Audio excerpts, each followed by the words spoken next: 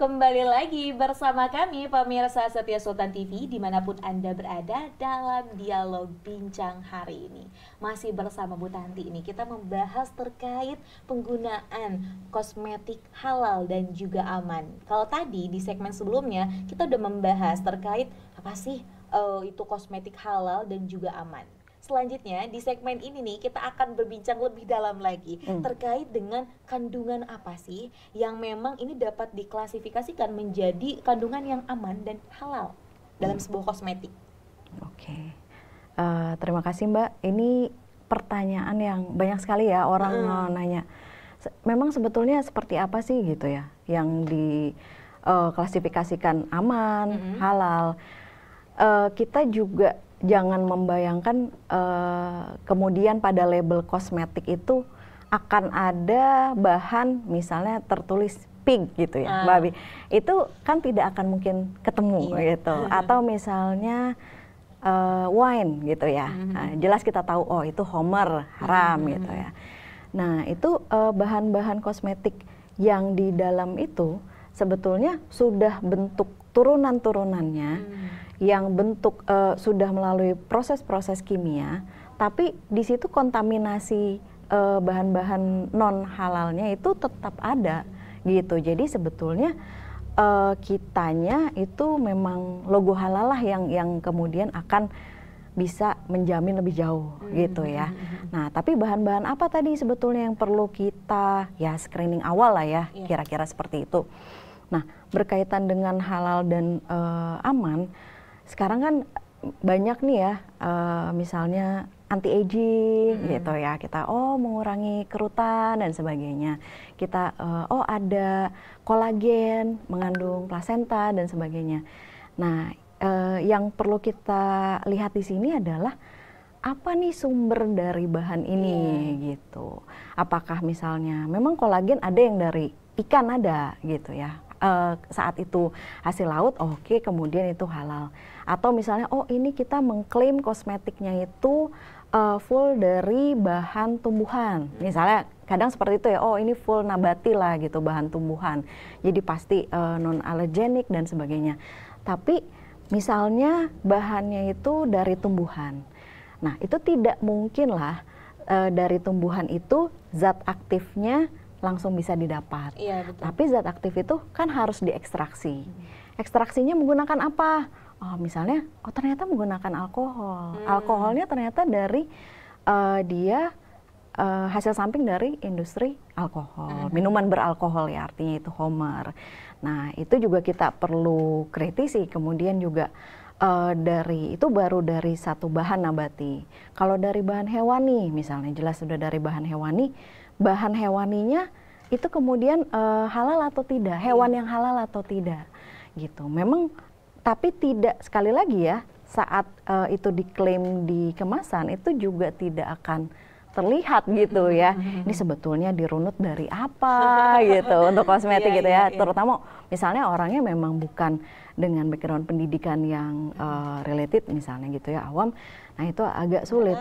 Iya, tapi tadi misalnya kita screening awalnya seperti itu. Nah, karena kalau misalnya kolagen dari hewani, itu hewannya itu hewan halal atau hewan haram. Dari misalnya, mohon maaf, dari babi atau misalnya dari sapi. Sapinya kemudian tadi misalnya plasenta, dari sapi nih.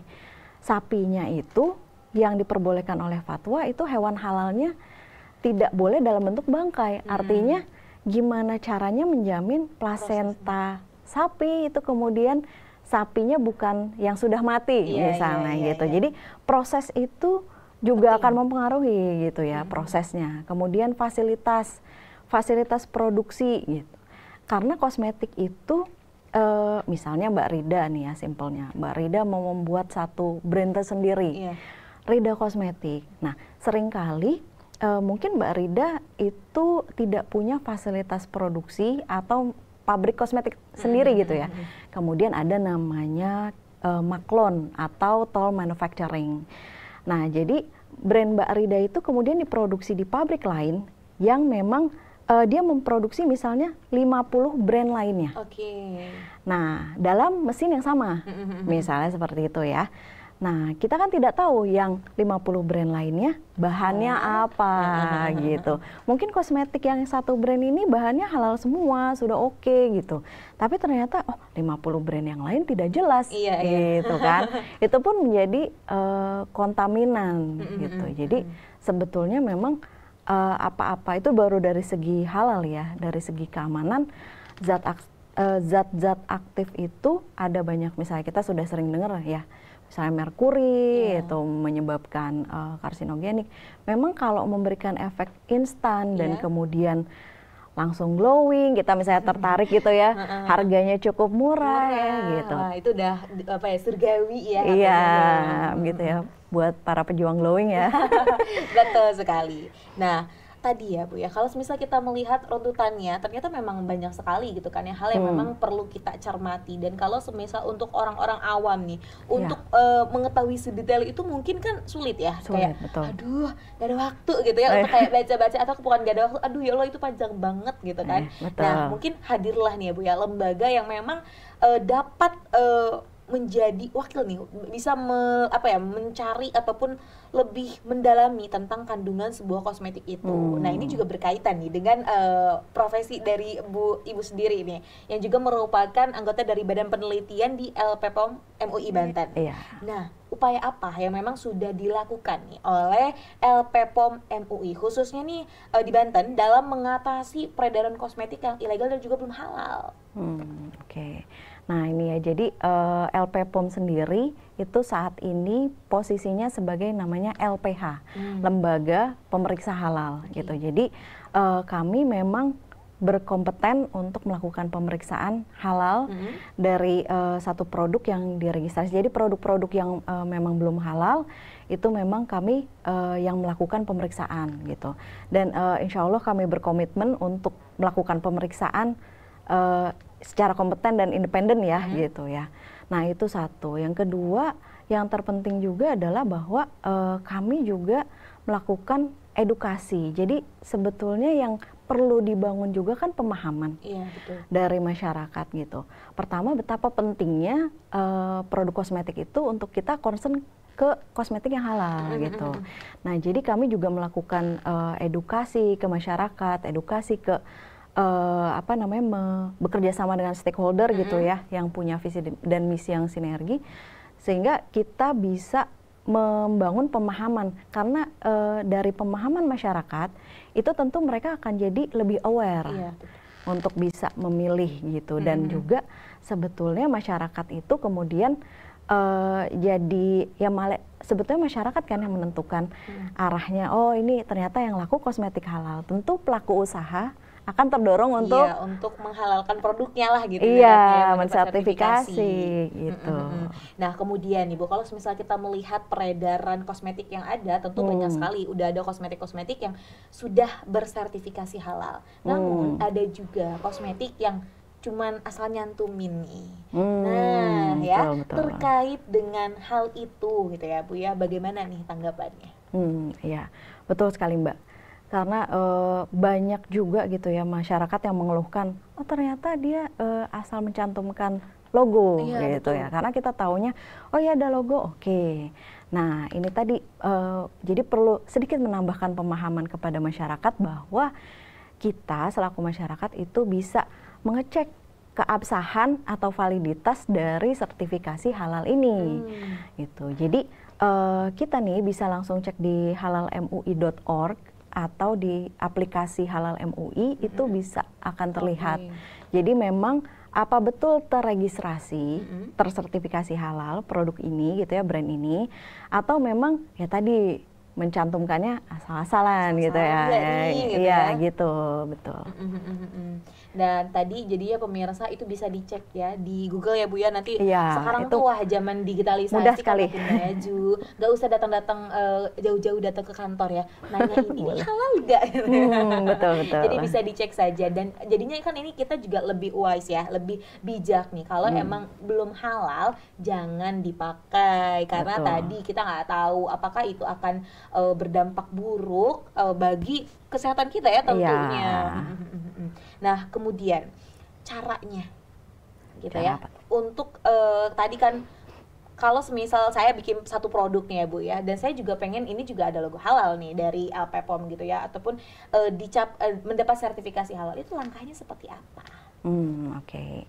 Nah, jadi sekarang sertifikasi halal itu diterbitkannya oleh BPJPH namanya. Jadi Badan Penyelenggara Jaminan Produk Halal, itu di bawah Kemenak langsung.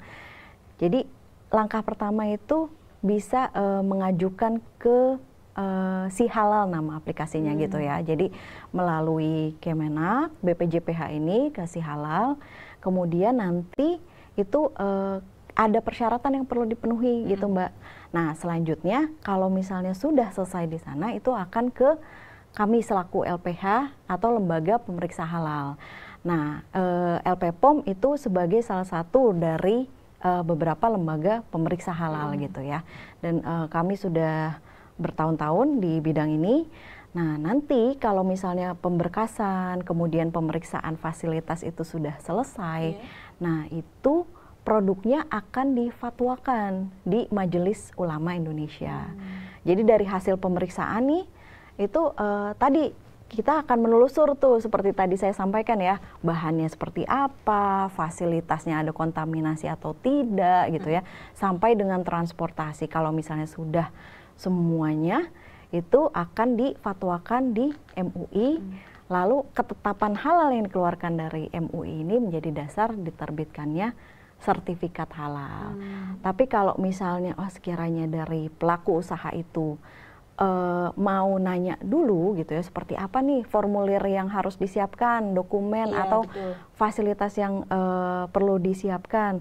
Nah, boleh juga datang ke kantor kami atau menghubungi LP POM MUI Banten gitu. Jadi karena memang ada banyak hal yang perlu dipersiapkan di fasilitas gitu ya supaya lancar. Tapi insya Allah ini sebuah alur yang bisa dilewati. Kan sudah banyak ya kosmetik halal ya. Iya betul. Banyak. Dan tentunya halal. Kalau semisal kosmetik ini sudah mendapatkan sertifikasi halal ya Bu ya, ini juga akan memberikan keberkahan dan keuntungan yang lebih kepada produsennya ya. Betul, Karena tadi kan kita juga jadi sekarang masyarakat lebih aware tentang kita tuh harus cari kosmetik yang halal. Nah berbondong-bondong nih ya para pengusaha kosmetik ini ya mendaftarkan produknya ini untuk mendapat sertifikasi halal. Betul. Nah, Bu, yang menarik yang ingin saya tanyakan adalah kan Ibu ini sering mengecek ataupun menguji lah ya beberapa kosmetik yang tadi membutuhkan sertifikasi halal. Pengalamannya Bu, boleh diceritakan gimana sih? Karena kan menarik nih, biasanya kayak wah perempuan nih kayak kosmetik tuh bikinnya kayak gimana ya? Dan ujinya tuh kayak gimana ya gitu. Boleh Bu, silakan. Boleh ujinya. Jadi yang biasa, jadi tugas saya itu selaku kami lembaga pemeriksa halal itu kita akan mengecek dari mulai dokumentasi sampai dengan produksi gitu ya. Kita akan datang ke pabriknya, seperti apa produksinya, bahan itu dirunut. Nah seringkali itu yang membuat sulit adalah misalnya tadi kolagen. Kolagennya dari mana gitu ya. Nah itu dirunut sampai ke atas itu jauh sekali. Kemudian pelarutnya ternyata ada alkohol gitu ya. Dan itu yang mungkin juga perlu saya luruskan di sini, penggunaan alkohol itu sebetulnya boleh, Mbak. Gitu. Jadi itu tidak semata-mata haram gitu ya. Kadarnya mungkin ya. Iya, dan asal muasal dari alkohol tadi. Jadi memang kadangkala ada zat aktif di kosmetik itu memang hanya larut di alkohol. Atau kita misalnya suka ada yang pakai toner ya, misalnya gitu kan ada rasa-rasa seperti itu. Nah itu ada campuran alkohol juga. Boleh pakai alkohol, tapi itu saat dirunut dia memang dari industri yang hanya memproduksi alkohol kimia saja. Jadi bukan alkohol yang diperuntukkan untuk minuman. Ya karena itu akan berbeda gitu kan kehalalannya. Nah itu kemudian juga yang saya suka temukan nih mungkin terkait dengan kosmetik juga di masyarakat yang suka, masyarakat sepertinya tidak aware gitu ya.